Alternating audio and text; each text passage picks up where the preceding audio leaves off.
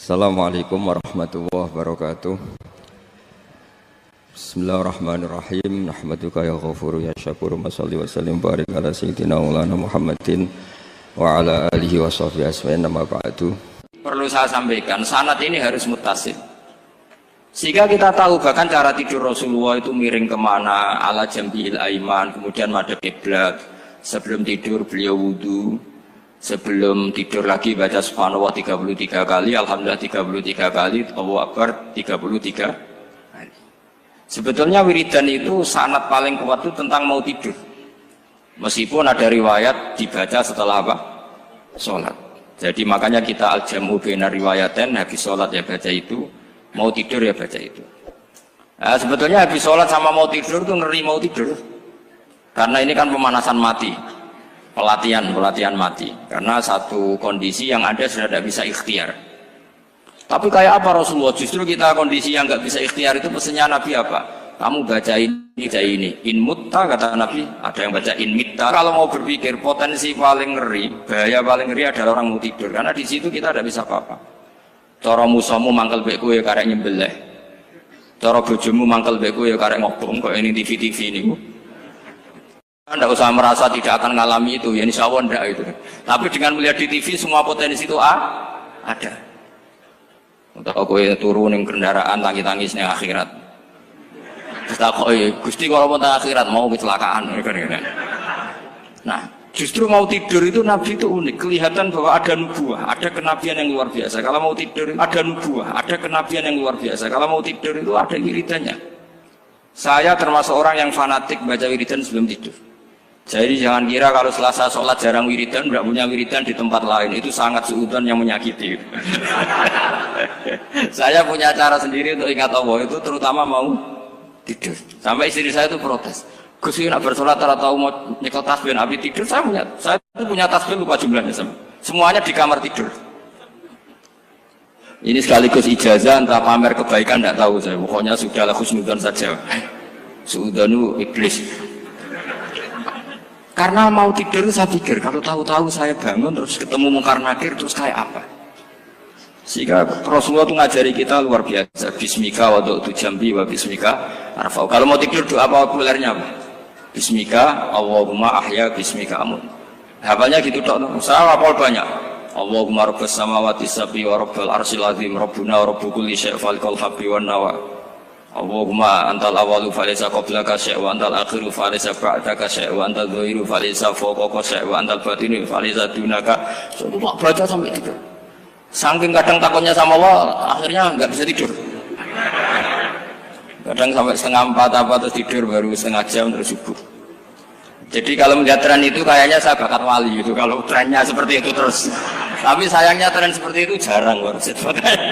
Makanya terus tidak jadi wali-wali gitu. Tapi saya ingatkan ke jenengan, sanad-sanad seperti ini tuh yang mungkin Anda lupa. Anda hanya ingat sanad misalnya ya Mu'ad, inni uhibbuka faqul dubura kulli sholatin atau fala tad'anna dubura kulli sholatin Allahumma inni ala dzikrika wa syukrika. Kamu lupa bahwa saat paling krusial dalam hidup Anda itu tidur. Sehingga disebut wa min ayatihi manamukum bil-laili wan. Itu dari segi krusial gawat darurat, setiap saat Anda bisa mati. Belum urgensinya tidur untuk melawan maksiat. Itu kalau kamu hidup di kota Demak atau kota Semarang, bener kepikiran niklap atau wong ayu-ayu seneng terminal ning gone dalan-dalan, itu satu-satunya cara itu hanya tidur. Kowe nak melek tetap jelalatan tak jamin. Masuk ning ngarep masjid Demak nggo tasbih gede-gede. Pangeran ndelok wong liwat tuh eling lur. Barokahnya usul fikih adalah kita belajar dulu. Saya pernah musyawarah sama Gus Zofur tentang usul fikih. Usul fikih itu ada makalah, mubah itu tidak ada. Sebagian ulama berpendapat mubah itu tidak ada. Karena setiap mubah saat itu Anda pasti meninggalkan keharaman. Itsma min mubahin illa wa yatahaqqaqu bihi tarku haramimma. Tidak ada kemubahan kecuali saat itu kamu meninggalkan keharaman. Anda tidur, berarti Anda taroktal maksiat. Anda tidur berarti Anda meninggalkan maksiat. Enggak nyolong, enggak dugem, enggak zina, enggak maling, enggak ngerasani orang. Jadi tidur itu anggap saja, ya Rob, ya Allah saya mau tidur. Tidur itu ibaratun antarkil ma'asi. Jadi malaikat roket pate kandhani iki ra sekedar turu, ya kowe kudu ngerti iki ape ninggal maksiat. Hitung mulai saiki. Bismika Allahumma ahya bismika. Namun ayo roke patit hitung. Anggap ini kiat meninggalkan maksiat. Terus turun 6 jam berarti tidak maksiat 6 jam. Meskipun akhirnya maksiat karena bangun jam 7. Artinya maksiat ra subuh gitu. Tapi betapa krusialnya ulama. Ulama lah yang mengajarkan kita tidur itu rohatan lil abdan, untuk istirahat. Kita pulih lagi, bisa kerja lagi. Pak Bupati bisa ngantor lagi, Pak Kapolsek, Kapolres bisa ngantor lagi. Semuanya aktivitas tentara bisa ngantor lagi. Memulihkan kekuatan itu ibadah. Meninggalkan maksiat karena tidur juga ibadah. Tidur saja ibadah. Ini barokatnya umatnya Rasulullah Shallallahu Alaihi Wasallam. Senyaman itu. Coba kalau kamu jadi umatnya Nabi lain, wah itu beratnya bukan main. Dan itu sesuatu yang dimintakan Allah, dimintakan Rasulullah kepada Allah, yaitu Rabbana wa la tuhammilna ma la taqata lana bih. Termasuk la tahmil alaina isron kama hamaltahu 'alal ladzina min qablina. Jangan bebankan ke umat kami sesuatu yang seperti engkau bebankan pada umat dulu. Umat dulu itu kalau mau tobat, kayak umatnya Nabi Musa pernah nyembah anak sapi, itu yang pernah nyembah tobatnya dibunuh. Liyaqtulal bari'u minkum al mujrima, yang terbebas dari menyembah anak sapi disuruh bunuh yang pernah menyembah anak sapi. Fatubu ila bari'ikum faqtulu anfusakum. Mau beratnya kayak apa? Kalau orang sekarang tobat cukup soal Pak Rosid salami tembak 100.000, dipandu caranya tobat diwari istighfar. Nomor itu penting, nomor loro seneng kiai, seneng aku maksudnya kalimatnya jelas. Itu sudah. Pokoknya jelas gak usah dibunuh, gak usah apa?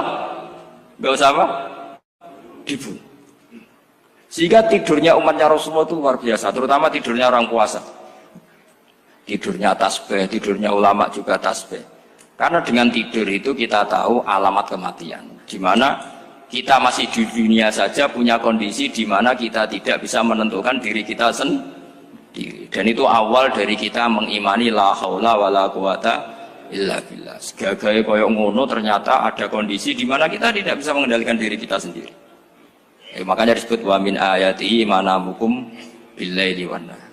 Yang bisa menganalisis itu siapa? Ya ulama. Ulama kok tahu karena punya sanad musalsal ila Rasulillah sallallahu alaihi wasallam. Sehingga uniknya kenapa tidur itu sakral? Coba semua nabi di antara wahyunya itu lewat apa? Semua nabi di antara wahyunya lewat apa? Tidur, lewat mimpi. Inni arafil manami anni atfahuka fangzur madza tar. Maka mimpi ini harus dikelola secara baik, yaitu kalau kamu mau tidur, wudu dulu, baca tasbih, terus tinggalkan semua dunia, anggap saja ini pemanasan kematian. Itu insya Allah mimpinya sip pokoknya. Paling dikejar-kejar dajjal kecemplung kali, insya Allah.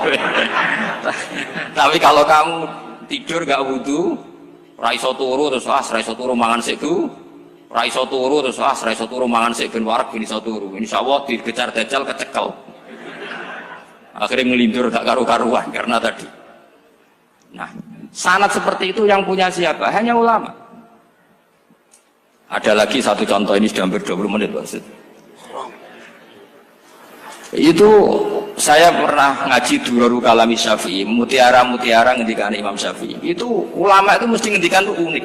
Tadi saya sudah cocokkan sama Bupati, tak tanya, Pak Bupati saya ini punya ilmu dari Bapak, mungkin pas untuk jinan pakai. Kata Bapak, urip itu podo ya, ngadepi konco, bek musuh itu podo ya, malah kadang ribet konco. Dulu saya itu iskal itu janggal. Tapi setelah ngaji Durarul Kalami Syafi'i yang ada di Muqaddimah kitab Majmu', Muqaddimah Syarhul Muhadzab Imam Nawawi, Imam Syafi'i ngendikan gini, man ahsana ilaika faqad qayyadaka. Wong ngapiki kowe nyancang kowe. Pak Ros itu apian mbak aku. Kening sarang sowan mampir, gayane apian, jebule nyancang. Awas nek tekoni iki Mas. Itu faqat qayyadaka, nyancang kowe. Tapi waman asaa ilaika faqat atlaqaka. Wong sing eleki kowe iku penak bebasno kowe. Kowe tau diutangi wong kancamu ta musuhmu.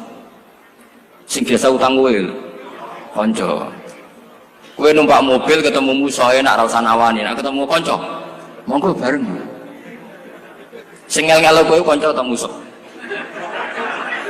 Artinya gini, kanca ya barokah, nggo perjuangan, musuh ya barokah mergo ora tau utang. Jadi segampang itu ulama melihat kehidupan itu. Man ahsana ilaika faqad qayyadaka wa man asaa ilaika faqad atlaqaka. Jadi akhirnya kita hidup itu berkah terus. Di konco ya nak kata Solo di konco Gus Zofur nak kalau buatan sakit fikih musyawarah, ora iso tasawuf musyawarah. Di konco Pak Rosid, konco rai sederhana. Pokoknya duit. Tadi kurang contoh. Kalau rai Arab kan nggak sederhana, Pak. Wajahnya mewah terus. Ekonominya juga sederhana. Saya sama Rosid sama-sama gak kaya. Jadi ada nyotokan kan Gus Zofur sama Gus Baknya ngebis. Memang saya sering sama Gus Zofur ngebis sampai sekarang masih sering. Bukan karena miskin yang jelas itu pilihan itu. Jadi ulama itu segampang itu melihat kehidupan. Saya termasuk kiai muda yang nggak takut mati, bukan karena yakin di surga gitu, karena saya sering baca berdoa. Allahumma ya Allah, kata Rasulullah, kamu harus berdoa ya Allah, ij'alil hayata ziyadatan li fi kulli khairin wal mauta rohatan li min kulli syarrin. Mungkin sekarang kita ada zina, mungkin sekarang kita ada korupsi, mungkin sekarang kita ada maling, tapi potensi itu tetap ada. Yang bisa ngakhiri itu apa? Kematian. Maka anggap saja kematian itu rohatan li min kulli syarrin, semua mengakhiri semua keburukan. Kayak apa Rasulullah memandang kehidupan? Kalau kamu masih hidup, anggap saja ziyadatan li fi kulli khairin. Saya gara-gara hidup saudaranya kersane Pak Rosid ngaji di sini. Ikhlas Pak Rosid itu sangat ikhlas. Saudaranya senior kula dipaksa ge gelem, diintimidasi ge gelem. Wah itu barokah. Nanti setelah saya mau mati, karena saya juga akan ridho-ridho saja. Ya Allah, ini akhir dari segala potensi keburukan saya. Sehingga kiai NU, kiai alim, ada bajingan, tukang ngemel wong kok mati. Saya gitu Pak, niki saya. Tanggane orang sing gelem muni saya. Kiai ini maksud, ayo Pak, muni saya Pak. Buatan saya ini tempuh. Lan saya pun mati, pun buatan sakit nakal nih. Jadi ini rohatan li min kulli syarrin. Kalau mayit ya rohatan aku min kulli syarrin. Kayak apa sanad kita ke Rasulullah, kabeh itu dimana jadi ibadah. Al hayat ziyadah fi kulli khairin, al maut rohatan min kulli syarrin. Kenal Pak Rosid ya ibadah, apalagi kenal Gus Zofur ibadah, kenal bupati ibadah, konco perjuangan. Kok kenal preman ya ibadah, konco latihan dakwah, anggapnya latihan ngelola rehab. Kenal polisi ibadah, jaga stabilitas nasional, kenal ABRI ibadah, jaga NKRI. Kenal orang nakal ibadah, dianggap pembina. Semua itu ibadah. Kayak apa ajaran agama ini? Semuanya baik-baik saja, tergantung niat. Tapi sanad ini siapa yang punya? Hanya ulama. Nah ulama itu siapa? Ya orang yang kamu ketemu. Dalam konteks ini Mbah Mun ngajari kita macam-macam. Mbah Mun ketemu orang siapa saja hormat. Saya kemarin bikin makalah untuk beliau, termasuk saya cerita dari riwayat Rasul akli ba'dal iman billah at-tawaddud ilan nas wastina'ul ma'ruf ila kulli barrin wa fajirin. Inti iman setelah akal menentukan kita iman kepada Allah, akal setelah mengantarkan logika iman kepada Allah, akal itu kita gunakan at-tawaddud ilan nas supaya kita bersikap simpatik dan melakukan kebaikan kepada siapa saja. Karena barokahnya kita simpatik nak ngandani wong nggih gampang. Misalnya kita di kiai alim sundul langit sampean mbek tangga muwedhit, ketemu wong perengut, sing ape ngandel iku sapa? Sementara sing preman, ayo ngopi nggonku sik tenang ae. Sing kiai ini orang begawean ngene kopi kowe. Akhirnya sing preman sakhok di pengaruh, sing kiai ini bakhil gak duwe pengaruh. Itu tidak boleh kejadian seperti itu. Makanya ada riwayat wastina'ul ma'ruf ila kulli barrin wa fajirin. Terus kula suwun sanad-sanad seperti itu tidak boleh hilang. Saya itu kitabnya Mbah Mun Al-Ulama Al-Mujaddid itu setengah hafal, sampai sekarang masih tak baca. Kalau mau tidur tak baca, bahkan di tas saya itu ada terus. Ya karena kalau saya di Jogja kangen Mbah Mun baca itu, ketika beliau masih sugeng, apalagi sekarang. Karena jangan sampai saya ini punya fatwa yang mukhalif terhadap fatwanya Mbah Mun. Ini terutama warning sama santri sarang, nggak boleh. Terakhir itu Mbah Mun punya kecenderungan, punya pikiran kayak Yusuf Qaradawi. Ya potensi wajibnya zakat khodrowat fawakih. Ngendikan gini sama sih ingat ketika ngaji sama Gus Zofur Pak Rosid kalau bangun guyon wong desa iku wis melarat gegere nganti koyo akeh wae bangun nyontokno gegere macul nganti koyo akeh gara-gara sing ditandur pari wajib zakat. Wong Sulawesi nandure kakao cengkeh zaman iku cengkeh joyo berhubung ora akut gak wajib zakat padahal kaya. Jadi fenomena itu sering diutarakan beliau. Lama-lama beliau ngarang di Al-Ulama Al-Mujaddidun, beliau mengutip pendapat Ibnu Katsir, tentu di era modern kayak Yusuf Qaradawi. Sebenarnya Yusuf Qaradawi sendiri bukan mujtahid, dia yang muqallid juga.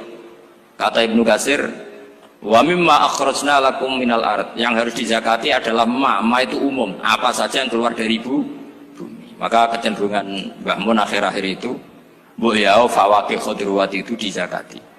Tapi beliau tentu tidak ilzam ya, karena beliau sangat syafi'i. Tapi ini kan saran yang baik lah menurut saya. Apa susah sih dadi wong lomo gitu. Wong dadi wong medhit kok mbok bilo-bilo. Lah nek kowe takok takbirin ndi Gus, nak khudruwat fawaqih melon kakao tebu wajib zakat. Takbire iku lomo iku apik, medhit iku elek, ngoten mawon.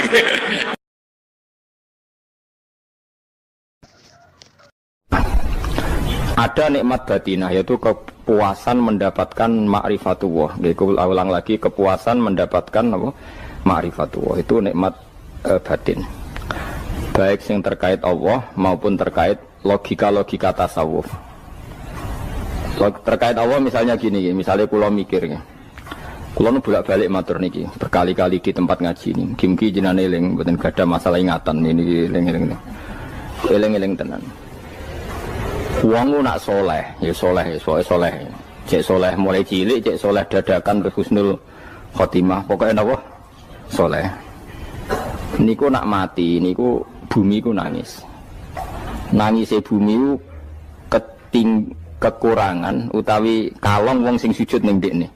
Ya Allah Gusti, biasanya wonten tiyang niku sujud teng nggen kula, dia berperilaku baik teng nggen kula, sakniki tiyang niku pun jenengan ambil, nangis bumi. Sakniki sing urip arek bedua-bedua, damel narkoba, damel ngefly, damel macam-macam lah. Itu nangis bumi. Langit semeneng. Semeneng. Gusti matur nuwun Gusti, orang itu saya tunggu lama, sekarang sudah engkau angkat ke tempat kami. Maksudnya diangkat teng langit. Sing bumi nangis, sing langit apa? Seneng. Nah kemudian kita berpikir begini, bumi kok iso nangis piye? Nah itu terserah, sampean apa termasuk ulama zahir, apa termasuk ulama batin. Kalau ulama zahir mengatakan bumi nangis itu mau kinayatun anil husni, pokoknya pantasnya bumi itu susah, wong kelangan putra terbaiknya. Tapi nak cara ulama-ulama hakikat yang mengenali sekali betapa kudrohnya Allah, betapa kudrohnya Allah itu tidak terbatas. Itu yang meyakini bumi nangis itu nangis tenan. Misalnya ngaten kula tak terangno malih ya. Kowe bayangno dadi Nabi Adam, ngrungokno kowe. Kowe bayangno dadi Nabi Adam. Nabi Adam tenan maksudnya. Terus Nabi Adam orang pertama dia tahu betul kalau dia dicipta dari bumi. Dan dia pula tahu betul, beliau tahu kalau dia bisa ngomong, bisa mikir, bisa macam-macam. Terus indukannya beliau itu bumi. Mesti pikiran Nabi Adam, jangan-jangan bumi ini juga bisa berpikir kayak saya. Ini kan materi saya, karena saya dari bumi ini bisa ngomong, bisa melihat macam-macam. Terus bedanya apa menurut sobat napa? Umpama kowe dadi Nabi napa? Adam, orang yang dekat sekali, qoribu ahdin, dekat sekali dengan kesaksian kudroh Allah. Gini ku dekne roh nak materi ini ke bumi, dan dia orang pertama yang urung lali kamu nih. Tapi ketika sudah ribuan orang, mungkin jutaan orang, lali. Seakan-akan bumi itu tidak jenis dari kita. Bumi adalah hal yang berbeda dengan kita. Kita manusia berakal, bumi itu benda mati. Terus kowe katut wong goblok-goblok, bumi itu benda mati. Sajane ya rada kriminal wong Islam muni bumi itu benda mati. Enggak bisa berpikir, yang bisa berpikir hanya manusia. Itu kengawuran-kengawuran yang kita ciptakan sendiri, kita wariskan turun-temurun. Umpama kowe iku dadi ulama, ngomong ngono iku isin. Bumi kok nyekseni kowe sujud, banyu nyekseni mbok pangan, mbok ombe kanggo sujud. Semua itu bersaksi tentang kita. Ya, lan sampean tanglet kula, cara melogika gimana? Begini, tak wari cara gampang-gampangan ya. Tak warai tauhid sing kasyaf. Tauhid ini yang dawuh Sayyidina Ali lau kusifal khoto umastatu yakinan. Umpama somben tutup-tutup iku dibuka, akulah imanku ora tambah mbek pangeran. Karena tren dunia dan akhirat sama. Zaman ning dunia ya Allah ala kulli saing kodin, kok zaman ning akhirat ya Allah ala kulli saing. Cara Sayyidina Ali, somben aku wis matilah imanku ora tambah, meskipun aku ora swarga neraka. Lah kena napa? Darah padha wae, ning dunia ya pertunjukan kudratullah, ning akhirat ya pertunjukan kudratullah. Jadi pikirannya Sayyidina Ali seperti itu. Saya kan lahir misalnya tahun 1970. Berarti mulai Nabi Adam itu saya kan nggak ada. Ngerti-ngerti ada. Saya mengira waktu zaman tidak ada itu panjang apa cepat? Cepat, karena kita tidak melalui itu. Ujuk-ujuk wujud. Kadang aku mati ya wedi kan. Mau mati jebule kiamat 1 juta tahun kasih wopo nang kuburan. Masuk di Khalillah itu. Makanya aku ya ora roh, tak tinggal turu sakmono kan yo nglilir. Nang nglilir terus nang ndi. Apa mlaku-mlaku nang donya, apa piye kok. Nak turu ya kok ngani ngoyo turu kok. Ribuan tahun lintas. Terus ya apa jajal? Sampeyan tak takoki, misale sampeyan ning kuburan iku apa?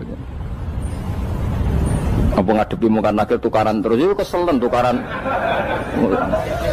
kok nopo ratusan ribu mungkin. Nah terus kita dilatih. Kata Sidina Ali gampang latihan seperti kata Sidina Ali apa gampang udah menjadi wong alim. Pada akhirnya kita ini aku zaman urip yo ora roh karepe, ngerti-ngerti urip, mati yo ora roh karepe. Pas mati sampean petangin yo ora roh karepe, pokoke wa matar sauna illa ya Allah. Makanya masyhur dia ketemu orang ateis. Dia orang ateis itu anti Tuhan, anti Tuhan pokoknya. Dia ditanya, lalu kamu hidup itu karena siapa? Ya gak tahu hidup. Lalu kamu mati yang menentukan siapa? Ya gak tahu, kalau tahu mati. Ya berarti Anda gak bisa menentukan diri kamu sendiri. Akhirnya dia taslim, ya ada yang menentukan. Lah ya ada yang menentukan itu dalam Islam disebut apa? Allah, disebut kalimatu haqqin alaiha nahya wa alaiha namut. Jadi kalau maknanya itu kalimat yang benar-benar nyata, yang karena kalimat itu pula kita mendapat kehidupan, yang karena kalimat itu pula kita mati, yang karena kalimat itu pula kita akan bangkit lagi. Itu yang makna hakikat. Tapi kalau makna syariat enggak begitu. Kalau makna syariat begini, dan ini benar juga. Mengenai kena ada di ulama, ciri utama ulama itu jami'ul bayan. Dia kalau menjelaskan itu indah sekali dan orang pasti taslim. Sama saya tak warai tenan. Sama kan biasa wiridan la ilaha illallah kan biasa. Mulai mimpin tahlil sampai kepeksa mergo do tahlil melok. Sampai sing darani bid'ah akhirnya ya melok tanggane napa? Tahlil. Soale wae. Kata Ibnul Qayyim Al-Jauziyah dalam kitab Zadul Ma'ad. Kitab Zadul Ma'ad itu kitab kesayangannya Sayyid Abdul Al-Haddad. Sayyid Abdul Al-Haddad itu pengarang kitab Zadul Ma'ad. Padahal kitab ini dikarang oleh muridnya Ibnu Taimiyah. Abdul Al-Haddad itu gak seneng Ibnu Taimiyah tapi seneng muridnya. Jadi di sini ulama ya demokratis. Gak seneng gurune tapi seneng. Saja nih Ibnu Taimiyah itu orang baik. Ya ulama top ya baik, ya waras top. Tapi ngerti-ngerti Wahabi itu identik dengan Ibnu Taimiyah. Akhirnya ulama ahli sunnah penyebut itu terus isin. Mulane kiai-kiai ra ono sing dalil kala Ibnu Taimiyah mergo dicap Wahabi. Padahal Ibnu Taimiyah wong alim. Di kitab-kitab kita termasuk Syekh Muhammad piyambak nanya Ibnu Taimiyah kala Syekhul Islam lho kala. Tapi kan ini sudah milik Wahabi sehingga kita ini terus akhirnya gak gelem nyebut. Jadi kitab koyo dalil fastabiqul khairat iki apa par iki dadi dalil yo dhewe-dhewe. Wah parah tenan wong-wong. Dulu saya melihat orang enggak kunut itu ya biasa. Mergo saya sebagai wong alim ngerti iku mazhab Abu Hanifah. Saiki nek ora kunut Muhammadiyah. Kita ini sebetulnya ahli ilmi enggak tahu kunut itu mazhabnya siapa kita. Itu mazhabnya Abu Hanifah, yang kunut mazhab Syafi'i. Tapi tahu-tahu iki mazhab NU, iki mazhab Muhammad. Mana ada orang-orang ini bisa punya mazhab? Ngalime sepiro nganti dadi nopo? Mazhab. Tapi wis dadi bahasa, wis dadi nopo? Wajo kabeh jane. Mas repot-repot. Tak warai iki. Sampeyan ben nglafadzno la ilaha illallah iku keren iki, keren tenan mboten keren-keren.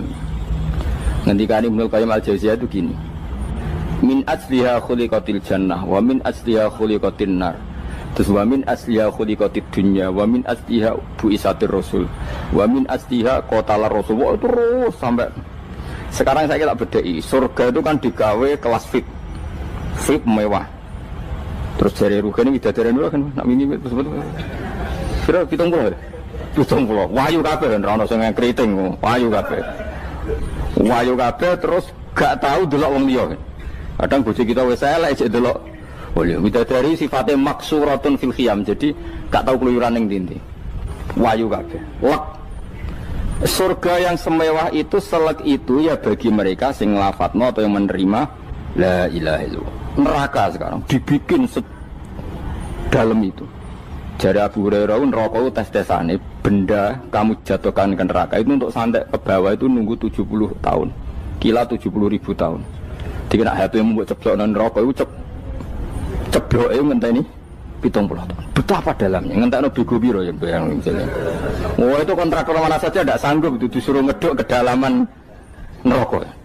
Iku ya mau kanggo wong sing menolak la ilaha illallah. Jadi kalimat ini luar biasa. Swarga digawe bagi yang nerima, neraka digawe ya untuk yang menolak. Itu kalimat sing kok nak tahlilan turu iku lho. Iku kalimat sing nggo alasan Allah gawe swarga. Terus kalimat sing suwe-suwe sing lafadzno diarani bid'ah iku. Itu kalimat sesakral ini nasibnya akhir zaman iku entek. Gara-gara dilafadzno tahlilan tersangka jadi apa?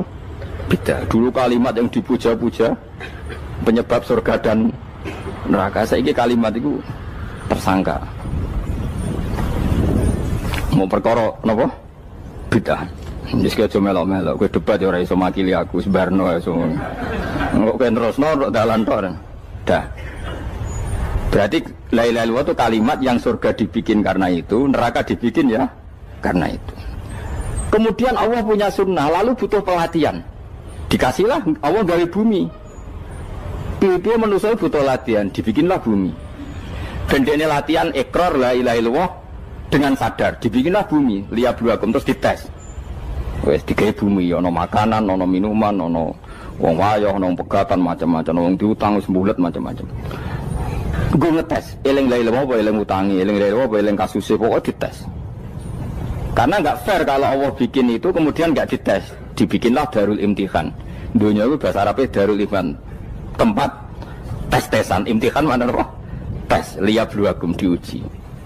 Wes diuji kita hidup. Artinya kita dihidupkannya pun oleh Allah demi tes-tesan la ilaha itu disebut kalimatul haqqin alaiha. Nah ya sebenarnya kita hidup pun ini untuk dites. Pada akhirnya la ilaha illallah apa enggak? Paham ya? Terus dites. Allah itu juga secara hukum itu kan enggak fair, dites kok enggak punya pemandu. Dibikinlah rasul, diutuslah para rasul untuk pemandu. Tes itu kan butuh seru. Mak pemandu tok ora ono musuhe kan enggak seru. Dibikinlah setan. Sajane sebagian kita sudah setan tapi ini ben seru. Lho ndak setan kan minal jinnati wan nas, rumangsamu setan usopo. Baik setan minal jinnati wan nas. Jadi kena muni auzubillahi minasyaitonir rajim terjemahane berlindung Allah dari saya sendiri ya Allah itu. Lho itu kalau lama dulu biasa auzubillahi min syururi anfusina wa min sayyiati amalina. Sebenarnya kita berlindung hanya dari setan yang jauh, iblis itu enggak. Ya setan diri kamu sendiri, min syururi anfusina, dari kejelekan diri kita. Wong-wonge do wujud, soalnya setan tuh makhluk gaib sing piye. Lah kowe ku sapa? Nganti kowe maksiat terus mergo akrab klop, roh mbek setan klop. Mulane terus maksiat. Dah. Allah ngutus pemandu yang ngecul setan ben fair. Napa? Fair. Jadi semua darul ibtila ini juga demi kalimat. Nah, makanya disebut kalimatul haqqin sing alaiha nahya. Kita hidup ya demi mendapatkan kalimat itu. Kita mati nanti ya demi kalimat itu, artinya mati ke neraka ya karena kalimat itu kita menolak atau mengabaikan. Masuk surga ya karena kalimat itu kita hormat, kita benar dalam memperlakukan kalimat itu. Berarti alaiha nahya wa alaiha nam. Terus wa alaiha nub'as karuan, kalau kamu termasuk minal aminin ya nub'as minas solihin, kalau minal kafirin ya nub'as minal zolimin. Tapi semua desain dunia ini hanya demi kalimat la ilaha illallah Muhammadur Rasulullah. Nah ini kan penting. Bagaimana mungkin kemudian kalimat sesakral ini, sehebat ini, kemudian ada orang tahlil kamu tidur. Kok iso kula janggal kok iso ana wong turu. Misale ke mangkel, kula mangkel sing mimpin Gus, suwira barbar. Bagaimana mungkin kalimat yang menyelamatkan Anda kemudian Anda anggap problem? Elek gak? Apalagi kamu anggap ini bid'ah. Nak cara kula oke lah, ndongakno mayit itu gak ono tuntunan Nabi. Tahlilan gak ono tuntunan. Tapi wis muni tok kono tok. Artinya menduk kono tok ora usah nyerang kalimah, enak kalimah tetap kalimah thayyibah. Soal kowe ora seneng sing tahlil, mergo tiga profesi lah iku wonge wae gedhinge jogeman. Ya saya misalnya, saya kadang enggak cocok sama mubalek karena kadang profesi. Tapi saya tidak pernah anti pengajian, bagaimana itu membawa syiar Islam. Tapi kalau mubalek kadang ora seneng, kadang takok entuk piro Bareng sangoni sithik kok sumput mek transportasi ini. Lah ngono kok mbok senengi iku piye? Tapi kita terus gedeng keliru ku sing gawa siar Islam. Mana ada pengajian didengar orang banyak tanpa mubalek? Gak iso. Ini iso melepukno barang-barang ra penting dadi penting iso. Lah cara guruku teng larang yang ngapain melepuk nganggo panggung barang perkara. Tapi kadang ya benar. Yang namanya mudin mubalek ya itu bisa benar bisa salah. Tapi kamu gak boleh gedeng kalimatnya. Pilih kalimat itu kalimat hak.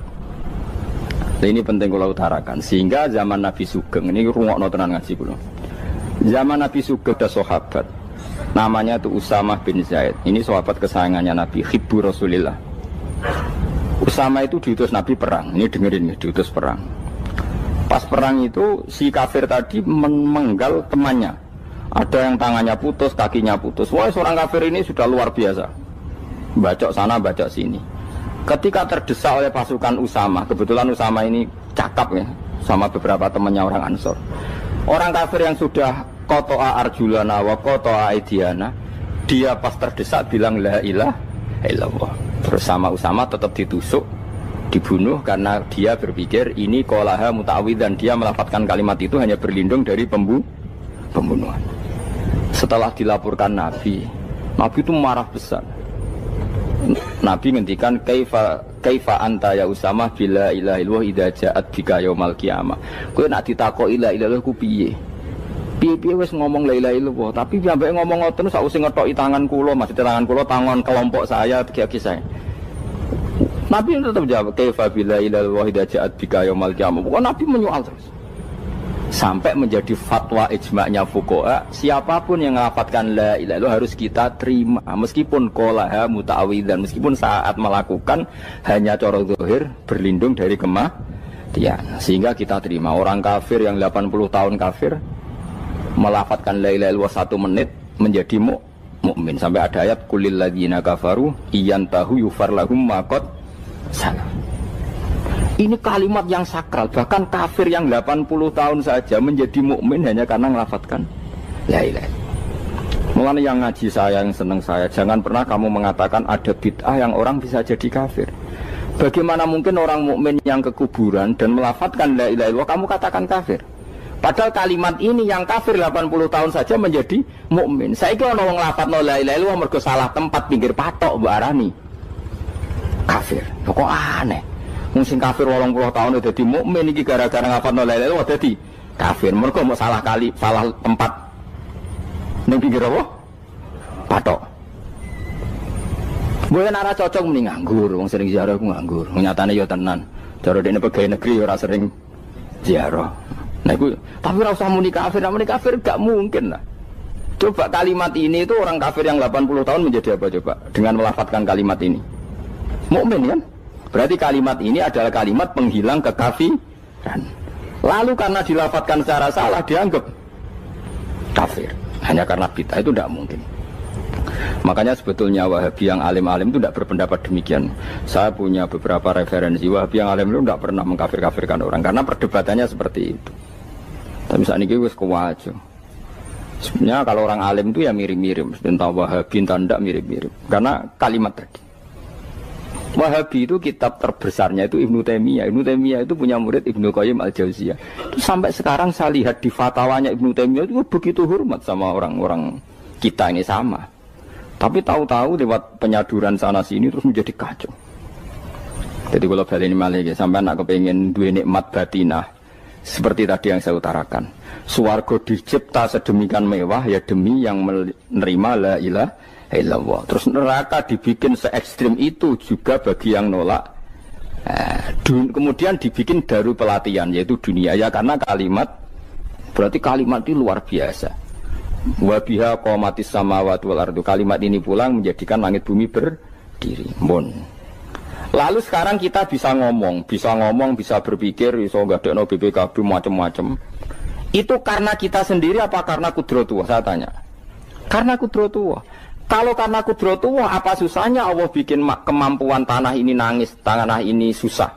Wong podo-podo kowe iso nangis, iso mikir ya mergo kudratullah, ndak karena kamu. Harusnya ya sama, bumi-bumi ini bisa menangis juga karena kudratullah. Makanya bumi ini menangis ketika enggak ada orang yang sujud. Iku ya mungkin. Wong zaman kowe iso nangis ya krana kudratullah, mestine bumi yang kamu katakan benda mati, hakikatnya dengan kudratullah juga sama dengan kita.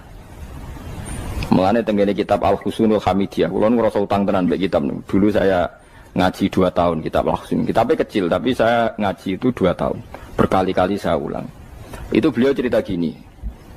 Dia yang ngarang itu orang alim, kebetulan dia orang India. Memang kelebihannya kitab dikarang orang Arab itu luweh bulet. Wong Arab kan semuanya Islam, karangannya itu standar. Ini dikarang wong India. Di Tonggo Blodor, di masjidnya, dikarang ulama yang masyarakatnya itu udah karu-karuan. Dia cerita itu gini. Manusia itu punya satu kebodohan, di mana kebodohan itu disebabkan oleh Robtul Asbab Al-Adiyah, mengkaitkan sebab sing biasa-biasa. Misalnya gini. Sama saya kita omongi, misalnya ada orang bilang gini, batu ini nanti itu menjadi ayam. Orang bilang mukhal apa enggak? Enggak, jawab saja. Mukhal. Kenapa bilang mukhal? Karena dikira enggak bisa kan? Enggak, jawab saja. Jawab satu-satu. Batu ini menjadi ayam. Kamu jawab mukhal. Alasannya apa? Alasannya enggak mungkin terjadi apa kamu enggak bisa? Sebetulnya karena kamu enggak bisa. Udah. Lau ukhbiro dzakar rajul, andai kan orang itu kamu kasih tahu, klungsu ini biji asem itu, biji pohon asem itu. Nanti yang kecil ini suatu saat besar. Setelah besar buahnya banyak, tambah besar, tambah besar. Terus orang bilang mungkin. Ketika bilang mungkin itu karena dia bisa apa hanya karena menyaksikan berkali-kali ada kejadian nak klungsu ditandur, iku iso dadi gede. Coba sama jawab. Karena dia bisa apa karena hanya menyaksikan itu sering terjadi? Hanya misalnya, artinya zaman dia mengatakan mungkin itu pun tidak memberi kontribusi ikut buat, iya enggak? Tetap bergantung kudrahnya Allah. Dia hanya bilang mungkin karena sering melihat. Sebenarnya dia enggak sama sekali memberi kontribusi. Lalu darani mungkin ya ora urun, paham? Lalu kenapa dia kecangkeman terus muni? Wong wis mati dadi lemah gak mungkin dadi manusa meneh. Lho zaman dadi manusa sing wis ngene iki kok mani dene lara melok gawe. Terus muni mungkin mergo sering terjadi, sering roh, sering bersaksi. Berarti sebetulnya manusia itu pakai ukuran dia mampu tidak mampu apa pakai ukuran bersaksi melihat. Bersaksi. Nah, ini kan problem kita sebagai manusia itu problem. Mulane disebut wa kanal insanu dzaluman jahula wis goblok aja-aja. Mergo manusia itu nak wis goblok aja-aja. Makanya saya kemarin diminta ngisi di pondok kajen. Kalau sampean berdebat sama orang ateis atau orang komunis itu gampang saja. Dilatih begini seperti teorinya Quran. Ya nanti saya teruskan ini tak ulang lagi ya. Saya ulang lagi ya. Andai kan nggak pernah terjadi telur itu jadi ayam, nggak pernah terjadi sama sekali. Telur itu jadi ayam. Terus kamu mengasih tahu orang tadi, telur ini loh nanti jadi hewan yang hidup terus terbang. Mesti dia bilang mukhal, mau benda mati kok nanti jadi benda hidup yang terbang ngalor ngidul. Berhubung sering terjadi dan dia pun tidak ikut bikin, bilang mungkin. Paham? Saya ulang lagi ya. Berarti dia bilang mungkin karena sering apa? Terjadi dan dia lihat. Andai kan pertama kali nggak ada telur sama sekali yang jadi ayam, terus pengalaman pertama di dunia belum pernah terjadi. Kamu kasih tahu telur ini nanti jadi ayam terus terbang. Orang ini bilang mukhal enggak? Mukhal. Berhubung sering terjadi bilang enggak. Nah berarti kita nanti bangkit dari kubur gampang saja bagi Allah. Cuma belum pernah terjadi kamu mengatakan mukhal. Nah makanya otak kita harus dibenahi. Kalian jogeman percaya ambek yang pernah kita lihat, yang sering kita lihat. Percayalah dengan akal, tapi akal waras deh. Karena waras itu serempet tatanannya wangil. Makanya Islam itu melatih. Kul falillahil hujjatul balighah. Misalnya begini ya, dulu kalau Gerwani atau PKI atau siapa sajalah, itu kalau melatih anak-anak TK, makanya seorang ulama harus punya kecakapan penjelasan ibanatul ahkam. Itu anak-anak kecil dilatih. Anak-anak kamu terpejam, mintalah manisan sama Allah. Ya Allah saya minta manisan, saya minta permen. Terus disuruh buka, dapat enggak anak-anak? Enggak dapat bu. Wah berarti Allah enggak ada. Sekarang minta sama bu guru. Bu guru kami minta permen dikasih. Berarti yang ada bu guru bukan Tuhan gitu. Akhirnya jadi gerakan ateisme. Nah sebetulnya untuk melawan gerakan itu kita harus melatih begini misalnya gini. Saya itu pernah ketemu sama orang yang berpikiran komunis. Oh komunis juga. Dia nantang saya gini, Pak, pokoknya saya tidak bisa nerima konsep Tuhan sebelum Anda bisa menjelaskan kenapa ada Tuhan. Jadi, bocah kok elek ini. Nah, aku ngerti aja, sak cerdas ini tetap cerdas aku yakin tetap cerdas aku. Rasanya selain raine serama meyakinkan, tapi pikir tetap cerdas. Kulo itu kan wong Quran gitu, artinya punya pikiran panjang.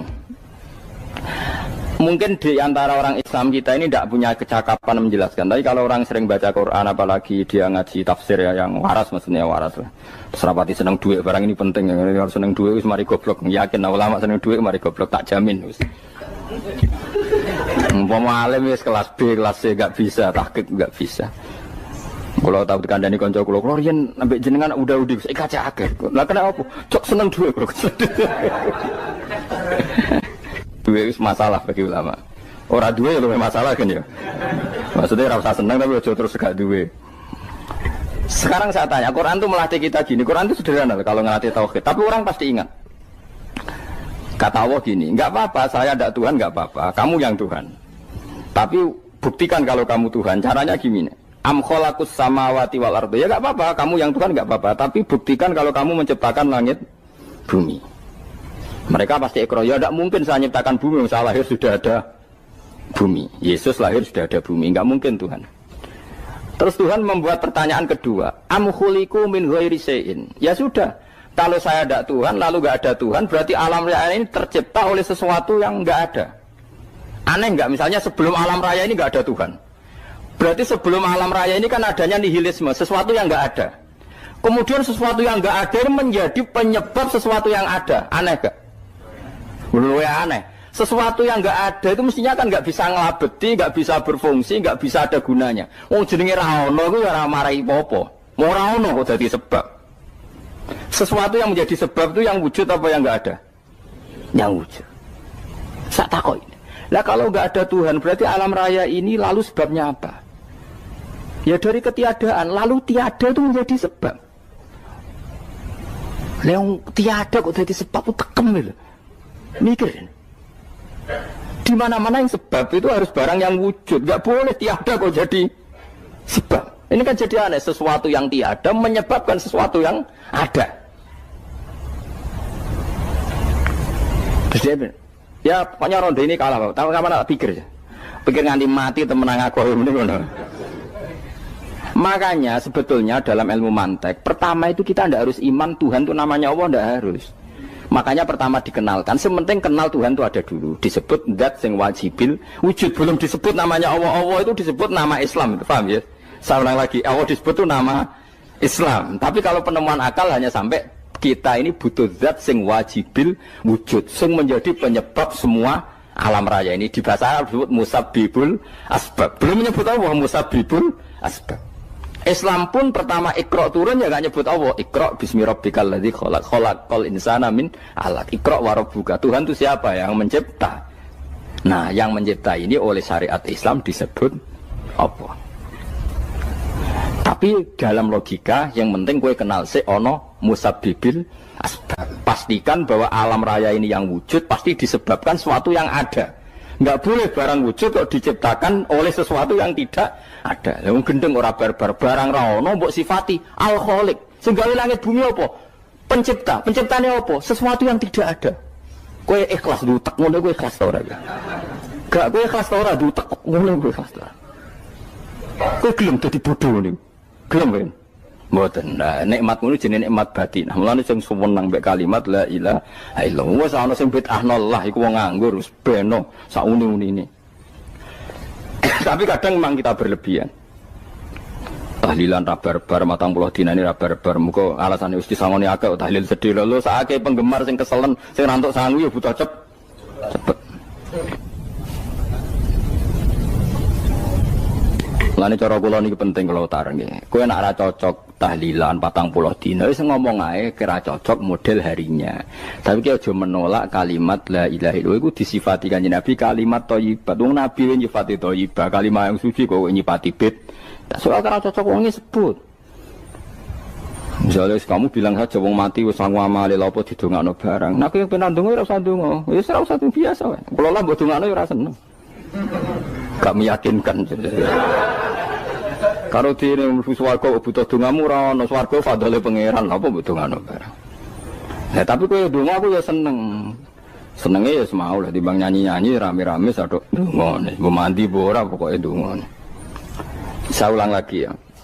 Makanya Quran itu melatih logika sampai seperti itu. Am khalaqus samawati wal ard bal la yuqinun. Sampai terus diulang-ulang. Am khuliqu min ghairi syai'in. Kalau mereka merasa Tuhan enggak apa-apa, tapi buktikan mereka ini wujud sendiri tanpa sebab.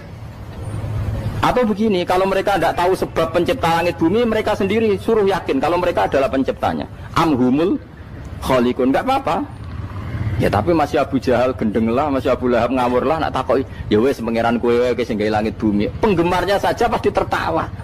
Mosok Abu Lahab darani pencipta langit bumi, wong lahir wae ning bumi. Tapi Quran oleh nggo jawab, am khalaqus samawati wal ardo. Apakah mereka menciptakan langit bumi? Bala yuqinun, mereka pun tidak pernah yakin. Jadi itu pangeran. Makanya di mana-mana orang alim itu suka debat. Karena pangeran sendiri kalau menjelaskan kebenaran seringnya juga nantang debat. Kata Allah, Qul ara'aytum ma tad'una min dunillah aruni madza khalaqu minal ardi am lahum syirkun fis samawat. Enggak apa-apa mereka Tuhan kata Allah, tapi buktikan zaman langit diciptakan mereka memberi kontribusi apa? Apa urun bego, apa urun cagak, apa piye lah pas aku gawe langit iku dekne urun apa jare am lahum syirkun fis samawat. Misale urun apa lah? Urun tol ta urun apa lah. Itu pangeran. Mereka kan pasti menjawab enggak. Terus itu nih kita biming qobliyada. Kalau kamu nggak percaya Quran sebagai kitab, nggak apa-apa. Tapi buktikan kamu punya kitab tandingan. Nggak, mereka nggak punya juga. Atau gini, nggak usah Quran, nggak sakralan. Au atharotim min ilmin, atau kajian ilmiah yang membuktikan bahwa Yesus itu Tuhan, atau yang membuktikan bahwa berhala itu Tuhan. In kuntum shodiqin, nggak apa-apa. Kalau kamu benar buktikan. Nah itu makanya semua nabi itu punya kecerdasan. Karena tadi nabi kadung nantang itu nih kita biming qobliyada. Au atharatim min ilmin in kuntum shodiqin. Tapi sekarang orang alim soleh itu jarang. Yang ngono anggere wong soleh rapati ngalim, anggere sing alim biasanya rapati soleh. Lah kula itu masuk rontok-rontok ya isih rontok soleh ya rontok, tapi lumayan masih menjaga hujjatullah tadi. Sebab itu ulama dulu mengajarkan Allah itu siapa? Disifati zat sing wajibil wujud. Karena alam ini kadung ada. Kalau alam ini kadung ada, pasti penyebabnya sesuatu yang wujud. Tapi kalau wujudnya mungkin bahaya. Wong sing gawe wae wujude terima mungkin bisa wujud bisa tidak. Makanya dipermanenkan yang gawe alam ini zat sing wajibil wujud. Sing wujudnya wajib. Wajib itu enggak bisa enggak pasti wujud. Nah, terus kita kenal itu namanya khaliq, itu musabbibil asbab, itu khaliqul asya. Lalu oleh Islam zat yang demikian itu disebut Allah.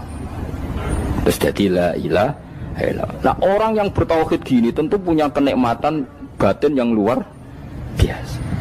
Sehingga saya bayangkan nanti mati yang ngono biasa wae kan. Gusti zaman kula teng donya ora melok ngatur oksigen, ngatur nyawa, ape mati ndak ra ngoten. Mulai dari Sidina Ali, jenengan juga nak mati tambah pinter apa biasa? Ya biasa wae. Ning bumi yo ndelok kudrohe Allah, kok ning akhirat ndak ra padha wae ndelok kudrohe Allah. Mulane beliau masyhur guyonan beliau lau kusifal ghata mastatu yakinan. Soben aku nek mukasafah ning akhirat imanku yo ora tambah ya biasa wae, standar-standar wae. Maksudnya kue ning dunya ujung-ujungnya paling pokok ya menyaksikan kudratullah. Soben ning akhirat ujung-ujungnya paling pokok ya delok kudratullah. Ning dunya saiki Allah ya matlubi sing kita cari, soben ning akhirat ya Allah matlubi. Paham ya? Artinya hukum dunia dan akhirat itu sama. Kita di dunia golek ridhanya Allah, ning akhirat ya golek napa? Ridhanya Allah. Lah nek soal kecil itu, tapi ning akhirat tak masalah, Gus pun rokok masalah, itu utang ditagih yo. Masalah, kere suwi ku yo. Masalah. Ya biasa jenenge makhluk anane masalah. Sing ora oleh di masalah pangeran. Pangeran duwe masalah. Biasa wae. Terus niki kula mulai saking penjelasan nggih kias Ali. Kias Ali itu analogi kias nggih, analog dados tenggene ilmu-ilmu usul fikih itu ada kias itu kan kias aulawi dari bawah dikiaskan ke yang lebih apa? Atas. Ada kias setara namanya kias musawah setara. Ada kias fahwal khitab, maknanya ya orang pasti sadar kalau maknanya seperti itu. Sampean saya kira beda. Jawab mau biasa mau. Kudu ya pantes, pinter ya pantes jawab. Kulo bolak-balik ngaji menerangkan. Kita ini hidup itu menjadi tahu apa malah menjadi tidak tahu gara-gara hidup. Nah, aku mari ke goblok sih, ora oleh. Gara-gara hidup menjadi tahu. Yo, ora sing bener gara-gara hidup menjadi tidak tahu. Kowe goblok itu sebab apa? Sebab tahu apa sebab tidak tahu? Wes gak polling gak apa-apa. Ayo 02 sik sebab tahu. Ini yang syukuran. Tahu. Hidup itu menjadi tahu menjadi tidak tahu. Menjadi tidak tahu. Oke, Mas. 01 ya. Oh. Menjadi tahu. Nah, tengah-tengah. Wong loro padha ora jelas ya, cara kowe. Ndak tahu. Berarti menang 0 piro. Biasa. Tawari ilmu hakikat ya. Jadi awal syaratnya dadi wali. Meskipun dadi wali ku yo angel tapi tak warai mukadimah ya napa. Jadi nak bar iki urung wali cek apa? Mukadimah. Ndak sekarang misalnya gini, saya mau minum teh. Jadi saya melihat teh. Saya minum teh. Karena saya fokus minum teh terus anak saya main di sekeliling saya, anak saya kecil misalnya. Terus jatuh. Saya ini dianggap bodoh kan? Bodoh kan? Gara-gara mau minum teh fokus saja membiarkan anak jatuh. Yang andai kan saya tidak fokus minum teh, mungkin anak saya terkontrol. Terus ngerti ada cilik kan potensi apa? Begitu juga dunia. Gara-gara delok babunan ayu-ayu, delok gemerlapi dunia politik, delok hal-hal yang enggak penting, akhirnya melupakan hal yang penting. Sekarang misalnya Allah itu Ar-Razzaq, pemberi rizki, Allah itu Al-Mudabbir sing ngatur dunia. Gara-gara Fauzi terus meyakini satu makhluk apa yang nyelametno Indonesia. Ini kan dari iman kepada Allah menjadi iman kepada itu tidak boleh sih. Iman ya baik pangeran. Jadi dunia itu biasa wae. Oh, nomor itu kok iso nentokno. Cuma ya tetap berorganisasi secara duniawi, tapi tetap sih menentukan. Iki rungono tenan awas. Nah karena kita hidup maka menjadi tidak tahu. Kita tahu itu menjadi tidak tahu. Surungono sehingga nanti tak terangkan sekian dalil dari Quran dan hadis. Gara-gara saya fokus minum teh, terlena mau ngopi, wah sena isu ngopi. Gara-gara terlena itu anak saya jatuh, menjadi tidak tahu. Begitu juga dunia. Makanya Allah sering memberi nasihat, fala taghurrannakumul hayatud. Kamu jangan tertipu oleh kehidupan dunia. Ibaratnya Allah menimpi direm, dat paling penting, paling pokok. Tapi kamu abaikan. Kamu bilang jabatan penting, teman penting, mitra pejabat penting, komunitas penting. Kamu sampai lupa bilang nah Allah itu lebih penting. Nah, ini sudah mulai kena hijab. Nah orang yang kena hijab ini nanti tidak bisa masuk surga karena Allah duka dengan duka marah besar. Allah ngendikan kalla innahum ar-rabbihim yauma idzil lamahjubun. Orang-orang ini nanti ketika di akhirat terhijab dari saya. Karena zaman yang dunia ora tau roh aku. Kenapa kok terhijab? Justru karena ada yang diketahui. Justru ada yang diketahui. Contoh paling mudah itu copet atau lonte atau koruptor atau apa saja. Misalnya nyuwun sewu orang jadi copet itu kan umur 17 atau misalnya jadi pekerja seks nakal itu kan umur 17 atau 18. Hanya karena pernah mendapat rezeki dari judi misalnya atau dari transaksi yang haram. Terus dia bilang gini, aku nak jadi copet mangan kopo. Aku nak judi mangan kopo. Aku nak gak jadi wong nakal mangan kopo. Padahal dia 17 tahun nyatanya bisa makan, birizkillah apa? Tapi pernah merasakan 1-2 bulan dari rezeki haram, dia menvonis seakan-akan tidak bisa makan kecuali dari rezeki haram. Ya itu tadi gara-gara tahu nikmatnya uang yang sepintas lewat haram, nyopet atau korupsi, terus menafikan nikmat-nikmatnya. Jadi dari tahu nikmatnya nyolong atau korupsi menjadi tidak. Makanya kalau dalam ilmu tasawuf itu gini Fuad Walian, manusia sekarang itu tidur, kalau mati baru bangun. Jadi cara ilmu tasawuf itu annasu niyamun wa idza matu intabu. Mungkin ada yang hafal tapi ra paham. Jadi rata terang. Annasu niyamun wa idza matu intabu. Manusa kabeh sak donya iku turu. Nek mati lagi tangi. Mergo kena wis mati iku lagi roh. Jebule sing hak tenan iku sujud ning pangeran.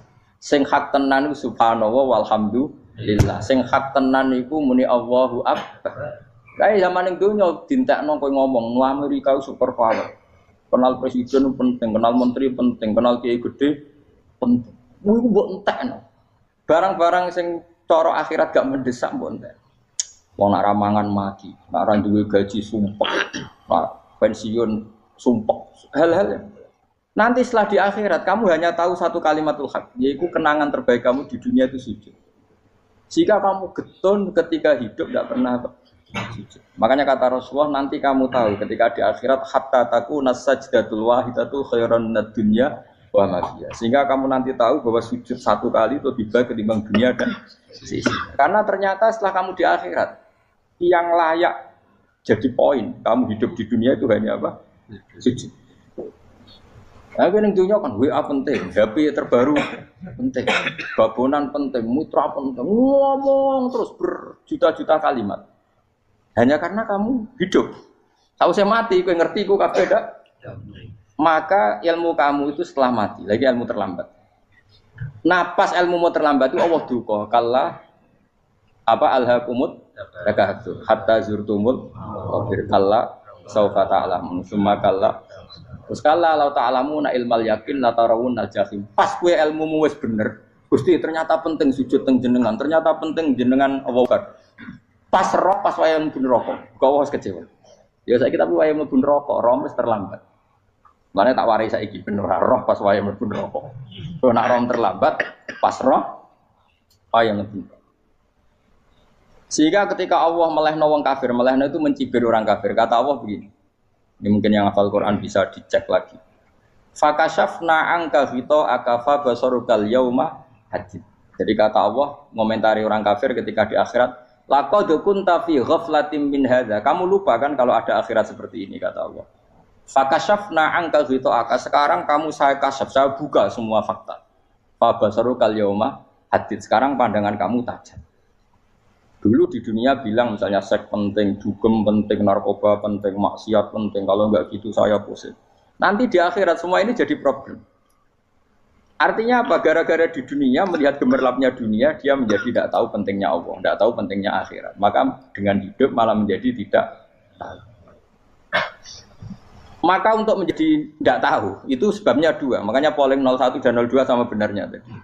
Gara-gara tahu yang menjadi tidak tahu, gara-gara tidak tahu yang menjadi tidak tahu. Tadi misalnya kamu fokus ya, misalnya Rukin jelalatan untuk cawe itu, fokus untuk cawe itu, gak Allah waktu ngarepe kejengkang, kesandung. Berarti gara-gara melihat menjadi tidak tahu. Ya kira-kira seperti itu. Gara-gara fokus delok dunya nganti raro hahae Allah Subhanahu wa taala. Di sini Allah sering pesan fala taghurrannakumul hayatud dunya wala yaghurrannakum billahil ghurur. Kamu jangan tertipu dengan kehidupan dunia. Makanya saya itu orang yang paling fanatik sujud. Soalnya kalau suwun jenengan sing sujud. Mau usah sujud salat 5 waktullah nikmati. Karena sekali kamu terbiasa mensifati dunia ini penting, nanti kamu akan lupa mensifati akhirat itu penting. Dan itu awal kamu tergelincir dari ansawa isabil, dari jalan yang benar. Makanya tadi pepatahnya orang sufi apa? An-nasunyamun wa idza matu indah. Manusia itu tidur, kalau mati baru. Terus contoh kedua begini. Kenapa Allah begitu murka ketika orang tidak mengerti hak-haknya Allah? Bukan karena Allah anarkis atau keras, tidak. Memang secara akal pasti begitu. Saya sampai tak beda ini. Lihat contoh gampang-gampang saja, tak wari logika. Kalau ada orang buta lewat kemudian nabrak tembok, karena apa? Karena buta kan? Buta itu maknanya apa? Tidak tahu. Akibat tidak tahu, nabrak tembok. Ya kan? Karena tidak tahu. Karena tidak tahu, nabrak tembok. Karena tidak tahu, terjatuh di sungai. Karena tidak tahu, terjatuh di jurang. Sekarang juga sama. Orang karena tidak tahu pentingnya agama, tidak tahu pentingnya Allah, kemudian dia fokus ke duniawi. Akhirnya ya nabrak tembok. Natijanya sama enggak? Saya ulang lagi ya, orang buta karena tidak tahu nabrak tembok. Orang fokus untuk perempuan cantik atau melihat apa, kemudian dia tidak tahu depannya juga nabrak. Untuk menjadi nabrak itu syaratnya tidak tahu apa tahu? Bisa dua-duanya. Tidak tahu ya sebabnya nabrak, fokus ke yang lain ya bisa. Maka tidak tahu ya sebab nabrak, fokus ke yang lain juga sebab. Nah mata kita, hati kita ini sudah dipenuhi hal-hal yang tidak penting, sehingga kita lupa dari hal yang penting. Kayak tadi kita mau minum kopi saja, fokus sampai meninggalkan anak main sampai jatuh. Berarti minum kopi sebenarnya tidak satu kebodohan, tapi ketika membiarkan anak kecil jatuh itu adalah kebodohan. Sebetulnya makan menikmati dunia itu tidak kebodohan, tapi ketika Anda melupakan Allah itu menjadi satu apa? Kebodohan. Ini disebut kamu jangan terlena oleh kehidupan apa? Dunia. Nah kenapa terlena? Itu kakean delok. Mulane Nabi itu ora tau delok dunia. Nabi, saya ini tak latih gitu wali, tapi mukadimah. Kulon itu belum pernah delok. Saya pernah punya kakak wakil bupati, punya teman gubernur, teman gubernur banyak tuh. Kalau delok susu ora wani, mergo kuwatir seneng.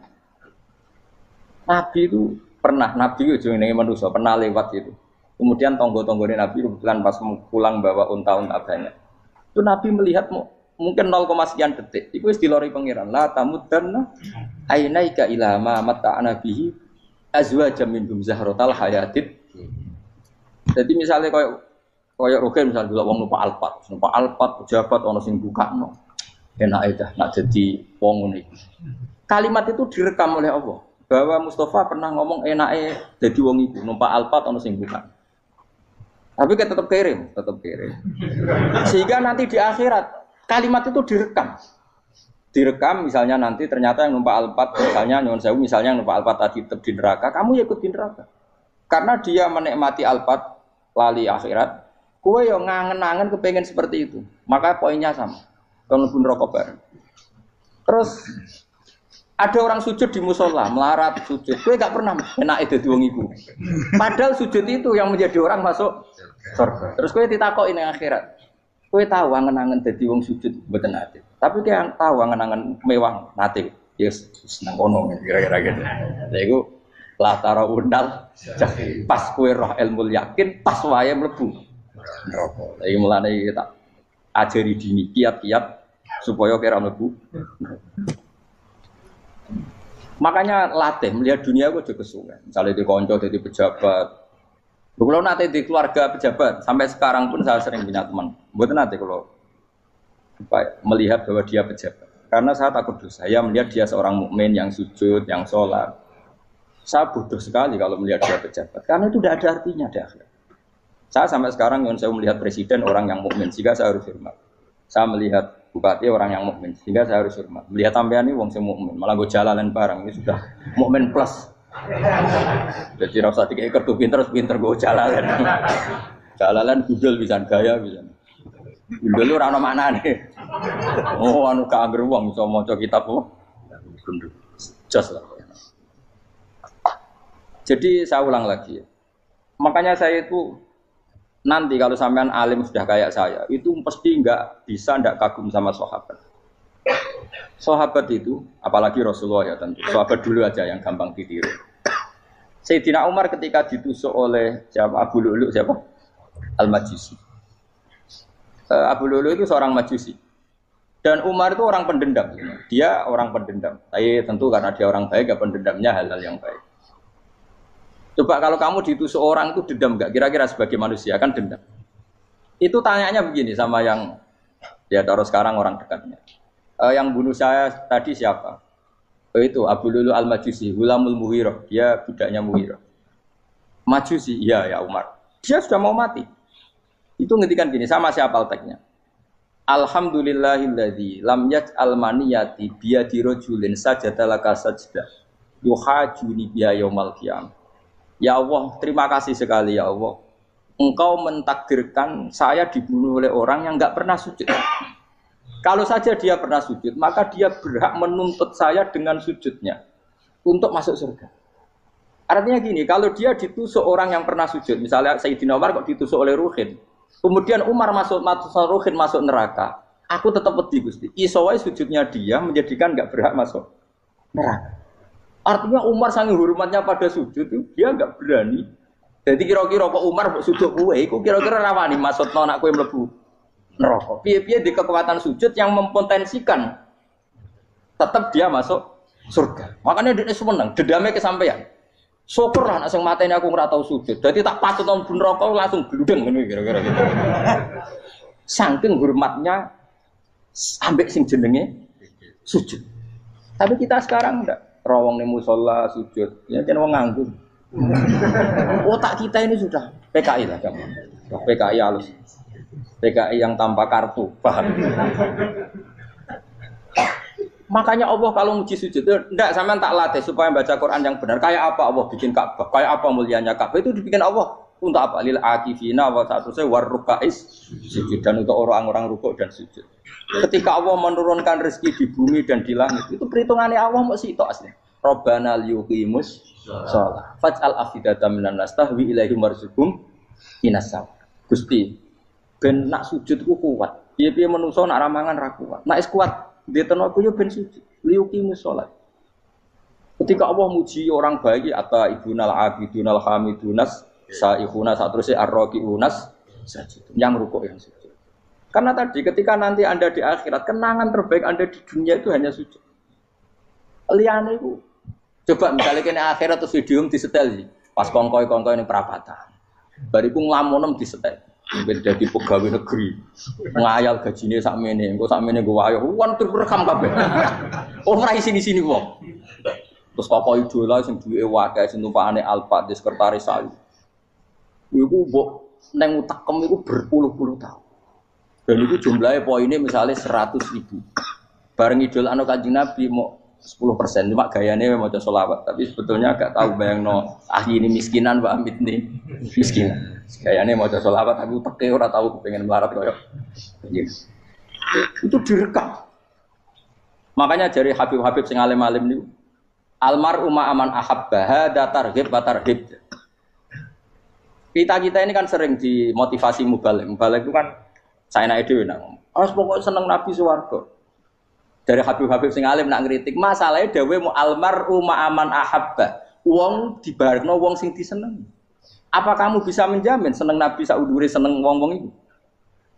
Jangan-jangan kita lebih berkeinginan seperti orang tertentu yang kaya raya, yang terkenal, yang hebat. Meskipun kowe oleh sana muni seneng Kanjeng Nabi. Jangan-jangan status cinta kita terbukti ke orang itu. Iya toh, misalnya gambarnya pasang neng kamar, puas. Partai, uang, kuasa. Terus kue nyumbang masjid nyuwun sewu mau 50.000. Tapi bareng nyumbang untuk kemenangan orang itu 10 juta. Nyebut uang itu satu hari 100 kali. Nyebut Nabi bedak sholat. Bareng dihitung, dipoling mbek malaikat. Disurvei buat dipoling orang pokoknya. Dengan cara begini status senangnya orang ini ke siapa? Ya, ono pengajian sholawatan nyumbang 50.000. Nanggo pemenangan. Tapi sudah diundang hayya ala sholah melaku ngenteni komat. Tapi nak diundang acara kampanye teko ngarep sedurunge 2 jam.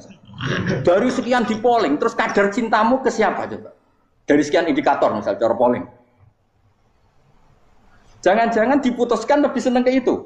Ya sudah almarhum aman. Apa? Makanya kata orang-orang alim almarhum apa? Orang itu terserah disenangi. Masalahnya kita ini tidak ada jaminan lebih seneng Nabi. Ya orang ada jaminan ya saya aman misalnya. Hitung dewi-dewi. Rasa menang terus kau wedi dosa wis kadung dosa iku wis kadung. Makanya Sufyan Ats-Tsauri itu dadi wali ku mangsa mergo ibadah akeh mboten. Sufyan Ats-Tsauri gurunya Imam Syafi'i dadi wali ku sederhana. Sama tak ceritane orang-orang jadi wali dengan cara yang sederhana. Tapi kan niru copy paste ya, artinya ora apa ya KW lah. Kalau niru enggak apa-apa tapi KW kebaikan. Sufyan Ats-Tsauri itu ditanya, "Kenapa kamu sedekat itu sama Allah dan Anda keramat?" Jadi resepnya begini, Dok. Saya itu belum pernah ke masjid nunggu adzan. Paling enggak setengah jam, 1 jam sebelum adzan itu saya sudah ada ke masjid. Ditanya, "Kenapa begitu?" Ketoke kok kawula sing elek, moroe ngenteni diceluk. Wis ngerti nek wayahe yak ngono iku Allah nyeluk. Misale saya punya cah dalem atau saya punya karyawan, tiap jam 8 itu buka toko. Nah, bayangno itu sih. Saya punya karyawan tiap jam 8 tugasnya buka. Selalu buka tokonya ngenteni tak panggil. Rohen, koko buka, siap. Tapi besok ya ngono lagi, wis jam 8 buka, siap. Tiap hari gitu, kira-kira ngedarani karwaniku goblok apa sopan? Kira-kira enggak jawab ya? Goblok kritik enggak usah gitu.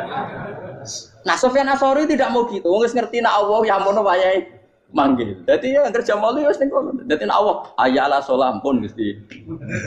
Ayala salam pun teng mriki. Iku sudah dadi wali. Oh iku saya buat tiru tapi kawe lho, gak masalah. Tapi ini kan resep, no? Lho mangkel lo gak kira-kira. Ono karyawan tiap jam 8 kon buka toko. Selalu marane ngenteni di pagi. Jadi wali dulu tuh punya cara muamalah sama Allah tuh luar biasa. Ya ora usah mbok tiru terus kemen dadi wali wis ra iso kadung salah. Biasa wae. Aku lah nganti saiki ya biasa wae. Aku mau masjid ngenteni mek umat ya biasa wae. Tapi aku kan iso dadi wali lewat jalur liya lah aku ya. Jalurku kan akeh. Mulang ya mari wali, sabar ning coba ya mari wali. Jane ana jalur fikir ya mari wali kan. Tapi kan loro, fikir loro. Jadi Imam Adil ya wali, di bojo judes iku wali masyhur. Ana wali barokah di bojo judes. Jadi ya jalur dadi wali. Wah lebih ngeri lagi. Ngeri tenan nganti akhirat aja wedi.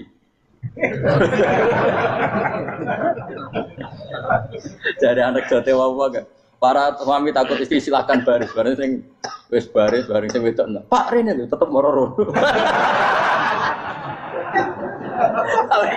Wah, wedi bojo kegawangan ini akhirat bahaya, you know. Terus bahaya wedi bojo nganti kegawan apa? Tengah akhirat. Masyhur jadi cerita-cerita wali guys. Biasa ulang lagi ya. Latih, meskipun dari kecil latih. Makanya kamu tahu kenapa Quran itu kalau ngendikan sujud kayak gitu spesial. Balillah fa'bud wa kum minas syakirin. Jadi meskipun kita di dunia umumnya orang saya makan, saya minum. Saya juga punya istri, punya keluarga.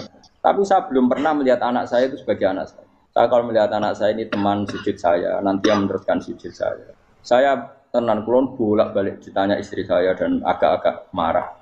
Terus Pak, kenapa kamu hormat sama anak sampai gitu? Kalau nanti manja gimana? Kalau terlalu manja, saya bilang itu udah anak saya.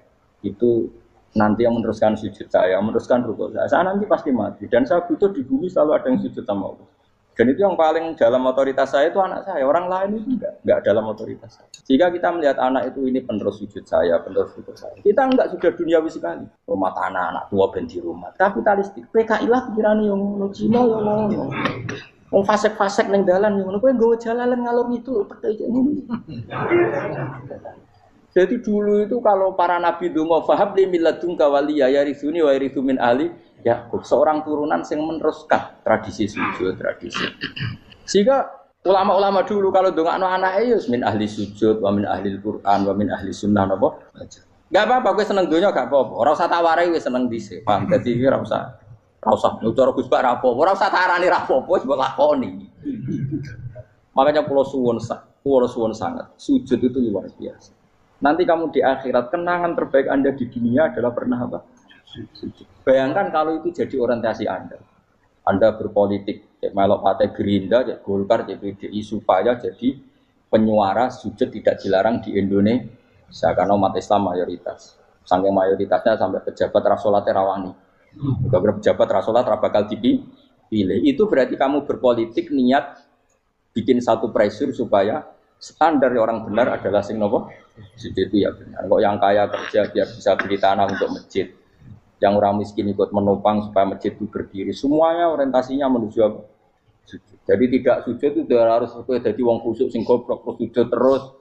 Tahu-tahu negara dikuasai komunis misalnya. Terus akhirnya sujud gila.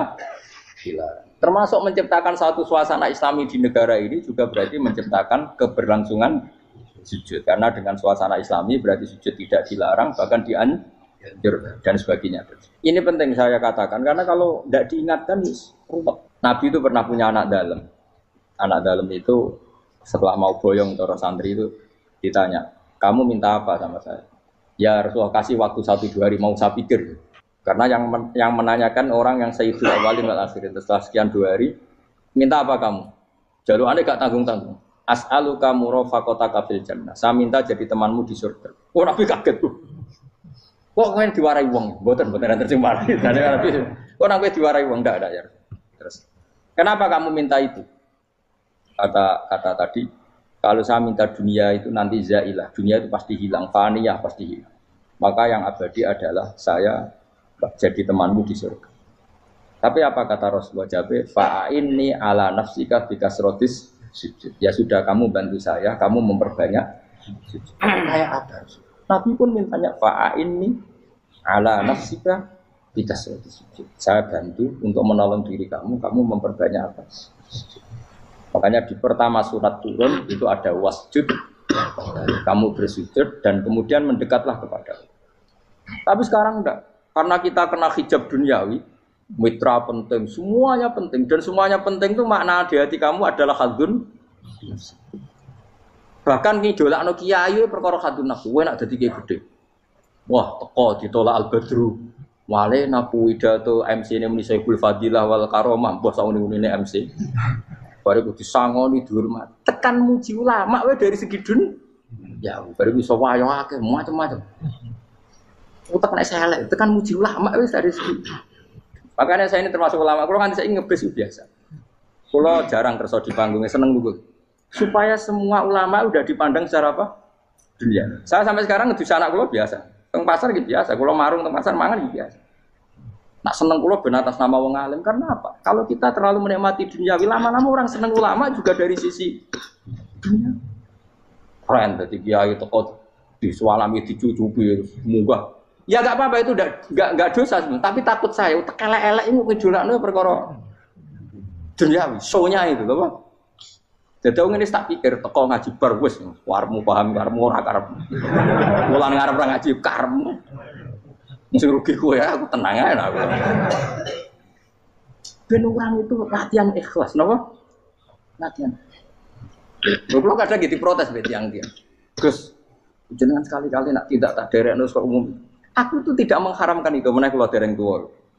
Dereng haji malah turu, topa meneh. Dalane ra roh dereng kiai malah ngel-ngel wong. Ngerusin tahu tak menderekno ning kota, tak kon sepeda motor kan terno ning gone Malibu. Dalane ora roh malah yo nerang. Lha kan dalan akhirat ora roh donya ora roh sing ora iso. Lah tak kowe wong ijo urip. Dalan dunia ora roh, dalan akhirat ora mbok roh iku apa. Repot. Jadi kenapa saya ndak mau, bukannya menolak. Saya senang kalau kiai-kiai terhormat, senang sekali. Saya senang kalau ada ulama dihormati karena supaya jadi tradisi ulama itu terhormat. Tapi jangan semua ulama mau dihormati. Nanti lama-lama jadi siklus. Tekan mencintai kiai saja karena fasilitas. Gue seneng jadi imam masjid akbar, masjid Istiqlal, imam besar. Seneng mergo kenal presiden, datang dikawal. Seneng jadi sudes, wah keren, sholat ngarepe Ka'bah, teko dikawal askar. Ya kalau seneng karena itu kan berarti menjadi dunia. Itu sirinya kenapa Rasulullah ketika ba'da Fatih Mekah sudah menguasai Mekah, sudah naklukkan Mekah Madinah. Nabi itu satu hari terbiasa. Mau sarapan saja kadang nggak ada yang dimakan. Tanya ya Aisyah, apa saya bisa sarapan? Enggak ya Rasulullah. Ya sudah saya tak puasa. Supaya tetap terkontrol bahwa umatnya mencintai beliau bukan karena kebesaran. Itu Rasul. Itu setelah periode Mekah loh. Jangan kira itu periode Medina. Apa? Itu periode apa? Medina loh. Periode yang setelah Nabi punya segala. Tapi Nabi tetap seperti itu. Kenangannya Aisyah sebagai istrinya apa coba? Dia cantik. Cantik sekali. Aku tahu jajal turu ngarepin Nabi terlentang. Ya Nabi tetap sholat. Nak beliau sujud sikilku tak ingkretno. Nak beliau ngadeg tak lonjoro meneh. Dadi Aisyah wa ana muqtaridotun bene adi turu terlentang. Dadi cara ya sudah terlentang. Mun Nabi nak salat suwi ya tetap salat. Oke di bojo ayu ora ngrasa salat. Bojo elek ora salat meneh. Bojo elek amen junub meneh. Kowe ora kena go contoh kasus wis wong kasus. Kowe di bojo ayu prawan turu karepku sida salat ora bos misale lho. Pemene wong jegoten wae tambah over. Mustofa lho kula ora ngenyek jegoten liyane ora usah tersibuk. Mergo nang ngenyek wong akeh dosa, nang ngenyek wong sitok ora. Misale dosa wis tak hitung mau ke sore. Aku ngenyek dosa sitok, mulang ganjarane 10. Cek susuk piro? Cek surplus orang dagang aja.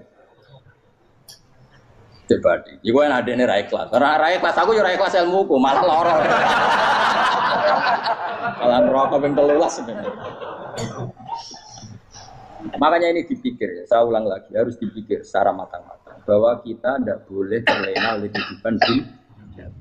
Menjadi bodoh kan Anda minum teh, kemudian anak Anda jatuh di pinggir Anda. Paham? Nah, sekarang menyangkut mukjizat. Ini masih tentang ayat ini, nanti sampean tahu logikanya. Tak bedain, tidak jawab satu-satu aja. Karena iman sarannya harus tahu. Fa'lam itu tahu. Fa'lam annahu la ilaha. Ketika sekarang telur, saya memberitahu misalnya, Fen, telur ini udah dipitik, cara kowe mungkin tor. Ayo jawab satu-satu. Mungkin kan? Tapi pertanyaannya, saat telur menjadi pitik kemudian mungkin, dan ayam ini bisa terbang, bisa selingkuh, bisa punya anak turun, itu menjadi mungkin itu kan kamu pun tidak ikut menciptakan. Ikut gak kamu menciptakan telur menjadi ayam? Tidak kan? Kan di luar kudroh kamu, di luar kemampuan kamu. Tapi kamu bilang itu mungkin. Ada onta yang buting, yang sudah hamil sudah. Kamu bilang nanti onta ini mau punya anak dan anaknya nanti bisa jalan seperti induknya. Kamu katakan apa? Mungkin. Tapi saat Anda katakan mungkin, Anda ikut menciptakan enggak? Enggak kan? Tetap itu kudrohnya Allah. Tetap itu.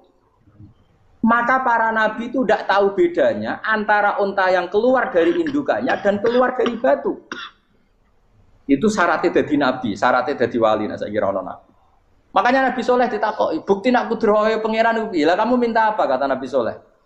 Silahkan ada unta keluar dari batu itu. Nabi Soleh bisa.